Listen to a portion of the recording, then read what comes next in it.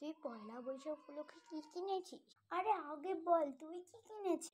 এই দেখ আমি এইটা কিনেছি রে। তুই কি কিনেছিস এবার দেখা আমাকে। আরে আমি তো এই ঝকমকা শাড়িটা কিনেছি রে। আরে পয়লা বৈশাখের দিন কেউ ঝকমকা শাড়ি পরে? আমার মতন এরকম লাল সাদা শাড়ি পরতে হয়। তুই একটা পাগল, তোর সাথে একদম ভালো হয়নি। আরে ভালো হয়েছে, এই ঝকমকা শাড়ি পরলে কিচ্ছুই হয় না। তোর মতন ওরকম আগের খ্যাত মানুষের মতন খ্যাত ছিল আগেকার মানুষ, ওরকম শাড়ি পরবো নাকি? আমার শাড়িটাই সবচেয়ে সুন্দর। আমার শাড়িটার দাম 2550 টাকা নিয়েছি। তোরটা নিশ্চিত 100-200 টাকা নিয়েছি। শোন, পয়লা বৈশাখের শাড়ির বেশি দাম হয় না, তাও এটার দাম আমার কাছে 1000 টাকা নিয়েছে। তোর শাড়িটা 2000 নিয়েছে, কারণ তোরটা ঝকমকে। পয়লা বৈশাখ দিন ঝকমকে শাড়ি পরে না, এটা এই যে এরকম লাল সাদা শাড়ি পরে। তোর মতন আনস্মার্ট খ্যাত হলে এরকম শাড়িই পরে।